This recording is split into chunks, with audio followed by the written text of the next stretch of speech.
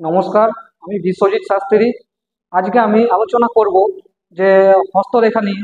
যে হস্তরেখা আমাদেরকে হস্তরেখাবিদ হতে গেলে বা হস্তরেখা নিয়ে আলোচনা করতে গেলে কোন কোন বিষয়গুলিকে প্রথমে প্রাধান্য দেওয়া হয় বা কোন কোন বিষয়গুলিকে আমাদেরকে মাথায় রেখে আগে বাড়তে হবে, সেই জিনিসগুলো নিয়ে আমি আলোচনা আজকে করব। এটি হচ্ছে আজকের প্রাথমিক ভিডিও আমার হস্তরেখা সম্পর্কে। তো হস্তরেখা নিয়ে বলতে গেলে প্রথম আমাদেরকে দুটি ভাগে ভাগ করে নিয়ে আলোচনা করতে হবে। তো প্রথম ভাগটি হচ্ছে প্রথম ভাগটি হচ্ছে চিরগ্নমী পদ্ধতি।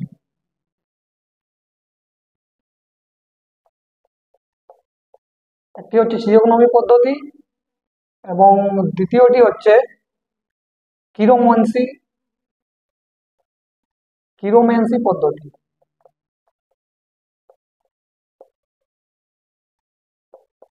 কিরোম্যান্সি পদ্ধতি একটি হচ্ছে চিরগ্নমী পদ্ধতি এবং একটি হচ্ছে কিরোমান্সি পদ্ধতি। তো এই দুটি বিষয়কে আমাদেরকে মাথায় রেখে তারপরে আমাদেরকে আগে বাড়তে হবে। তো চিরগ্নমী যেটি আছে, চিরগ্নমী পদ্ধতিতে আমাদেরকে আগে বাড়তে হলে প্রথম আমাদেরকে যে বিষয়গুলিকে নিয়ে দেখতে হবে সেগুলি হচ্ছে, প্রথমে আমাদেরকে দেখতে হবে হাতের গঠন। হাতের গঠন কি রকম সেই বিষয়টিকে মাথায় রেখে আমাদেরকে তারপরে লেখার দিকে এগোতে হবে। প্রথমে লেখার দিকে গেলে হবে না, প্রথমে আমাদেরকে হাতের গঠন নিয়ে আলোচনা করতে হবে ভালো করে, সেটা আমি ভিডিও বানাবো। প্রথম হাতের গঠন, তারপরে আছে হাতের রং,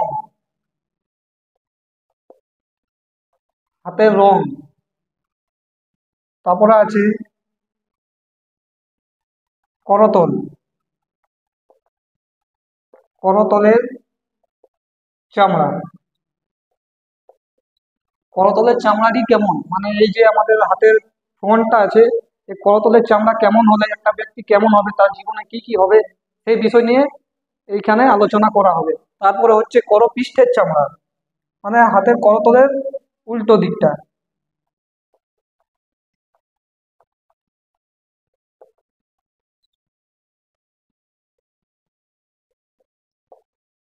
করপৃষ্ঠের চামড়া মানে হাতের এই উল্টো দিকটা।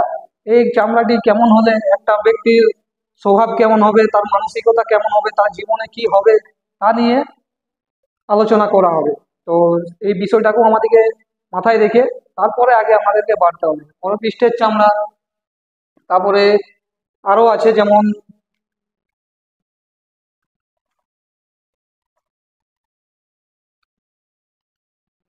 তারপরে আছে আমাদের আঙ্গুল। আঙ্গুলের প্রকার কি রকম, আঙ্গুলের দূরত্ব কি রকম, আঙ্গুলের দৈর্ঘ্য কি রকম, সেই বিষয়টিকে আমাদেরকে মাথায় রেখেও আগে বাড়তে হবে। এবং আঙ্গুল, তারপরে হবে বুড়ো আঙ্গুল।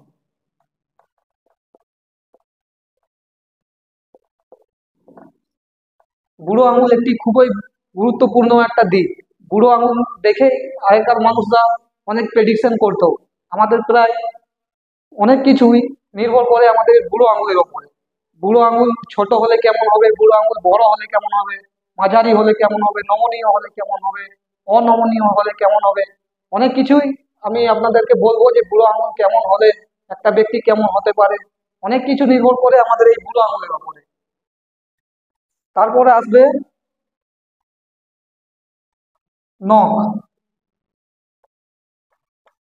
নখ, আমাদের হাতের নখের আকার কি রকম, গঠন কি রকম, এই নখের গঠন দেখেও আমাদের অনেক কিছু আমাদেরকে জানতে হবে। নখ, তারপর আছে নখের রং।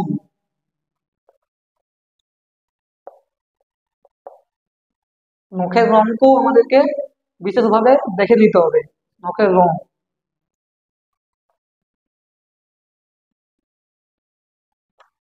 তারপরে আছে নখের চন্দ্রমা।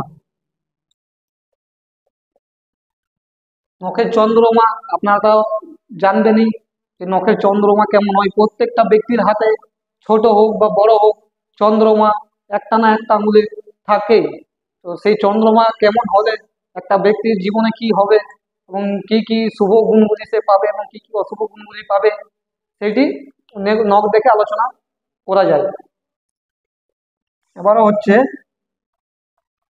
হাতের স্থিতি, হাতের যে গঠন, সে হাতটি কেমন স্থিতিতে আছে সেটা আমাদেরকে দেখে নেওয়া উচিত। হাতের স্থিতি, তারপর আছে হাতের লোম।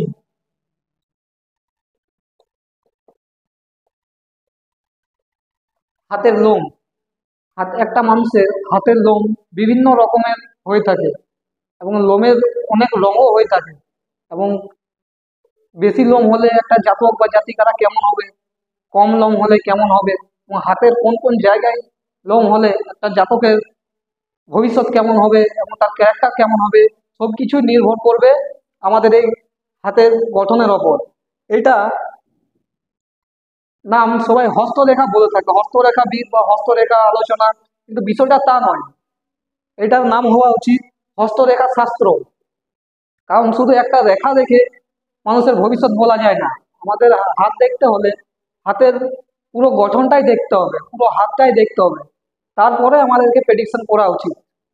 তারপর আরো অনেক ভুল ভ্রান্তি ধারণা আছে, যেমন ছেলেদের ক্ষেত্রে বলা হয়ে থাকে যে ডান হাত এবং মেয়েদের ক্ষেত্রে বাম হাত। বিষয়টা কিন্তু সঠিক নয়। আমাদেরকে হাত দেখতে হলে তাদের, ছেলে হোক বা মেয়ে হোক, তাদের দুটো হাতেই আমাদেরকে পর্যবেক্ষণ করে ভালোভাবে দেখে নিতে হবে। তারপরে আমাদেরকে আগে বাড়তে হবে প্রেডিকশনের জন্য। এমন নয় যে ছেলেদের ক্ষেত্রে শুধু ডান হাত এবং মেয়েদের ক্ষেত্রে শুধু বাম হাত, তা নয়। দুটো হাতেই দেখে আমাদেরকে ভালোভাবে অ্যানালাইসিস করে তারপরে প্রেডিকশন করতে হবে। এবং এটা হলো আপনার চিরগ্নমী পদ্ধতির মধ্যে এই বিষয়গুলি থেকে এই বিষয়গুলিকে আমাদেরকে বিশেষভাবে গুরুত্ব দিয়ে এগোতে হবে। তারপরে আসছে 2 নম্বর পয়েন্টটি, যেটি হচ্ছে কিরোম্যান্সি পদ্ধতি। এই কিরোম্যান্সি পদ্ধতিটা হস্তরেখাবিদ কিরোর নাম থেকে এসেছে।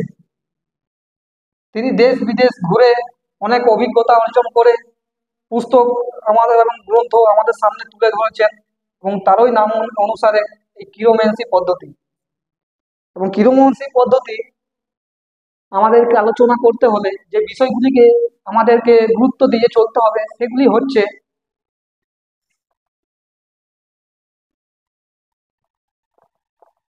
হাতের গ্রহগত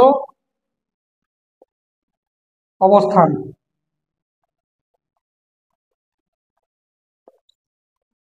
হাতের গ্রহগত অবস্থান, এবং 2 হচ্ছে হাতের রেখা।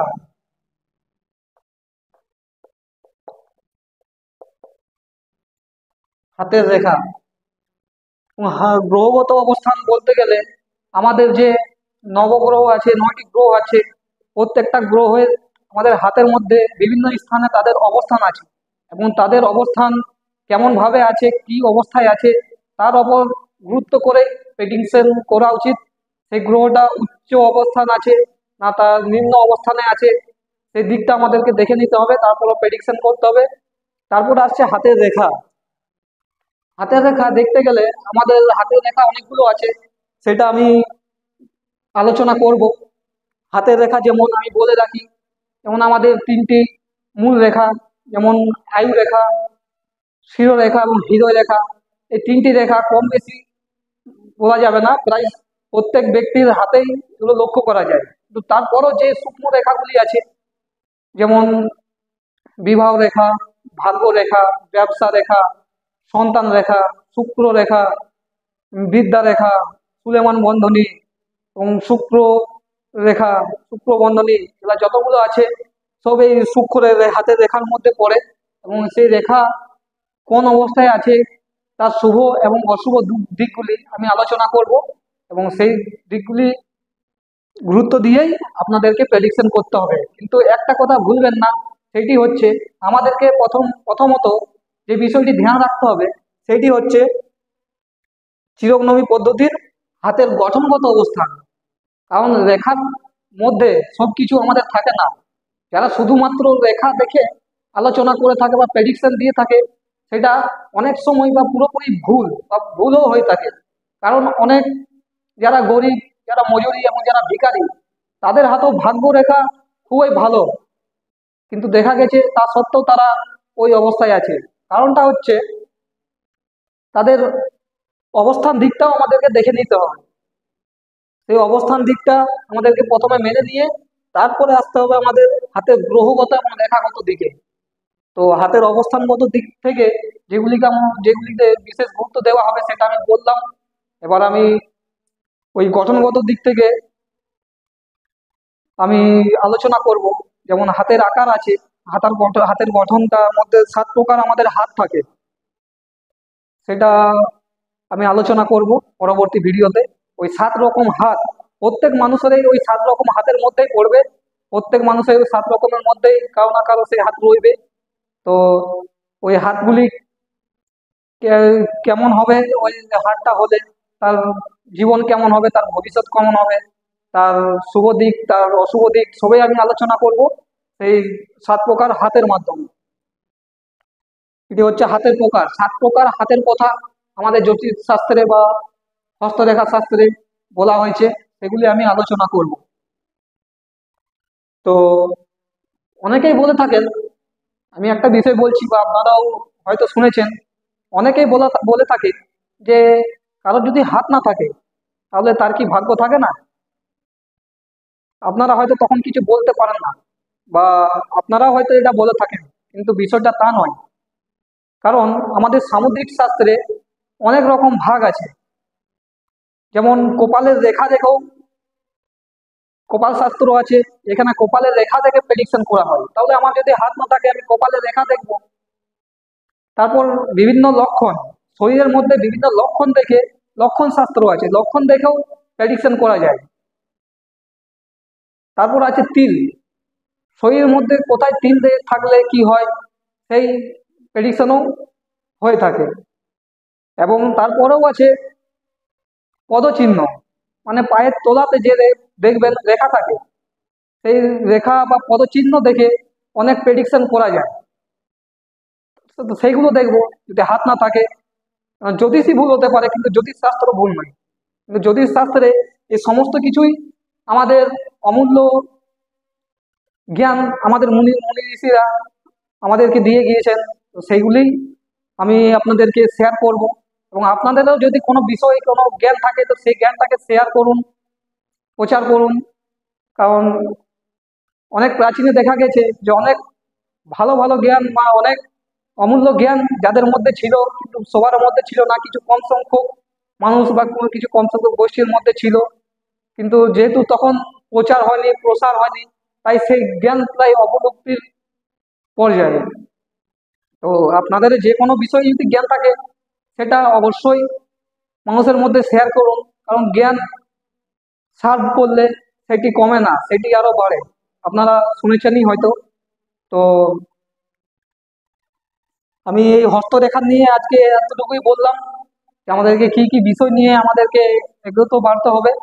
তো পরবর্তী ভিডিওতে আমি আলোচনা করব হাতের এই চিরগ্নমী পদ্ধতি, হাতের গঠনগত অবস্থান নিয়ে। হাতের গঠন কেমন হলে কেমন হবে একটা ব্যক্তি, তার ক্যারেক্টার কেমন হবে, সে রাগী হবে না শান্ত হবে, সে দ্বৈত স্বভাবের হবে না সে এক স্থির স্বভাবে হবে, সবকিছুই আমাদের ডিপেন্ড করবে আমাদের হাতের পুরোপুরি গঠন ওপর। তো অবশ্যই যদি ভালো লেগে থাকে তো আমার চ্যানেলটি সাবস্ক্রাইব করে দেবেন। যদি ভালো লেগে থাকে তো কমেন্ট করবেন, লাইক করবেন এবং শেয়ার করবেন। আমি হস্তরেখা সম্বন্ধিত এবং জ্যোতিষ সম্বন্ধিত এবং তন্ত্র মন্ত্র এবং ধনতরী ওষুধ সম্পর্কিত অনেক রকম ভিডিও আমার এই চ্যানেলের মাধ্যমে জনসাধারণের মাঝে আমি তুলে ধরবো। এবং যদি ভালো লাগে থাকে তো অবশ্যই আমাকে সাপোর্ট করবেন। তো সবাই ভালো থাকবেন, সুস্থ থাকবেন এবং সুস্থ রাখবেন। আশা করি ভিডিওটি ভালো লাগলো। এবার আমি পরবর্তী ভিডিওতে নেক্সট পর্ব নিয়ে আসবো।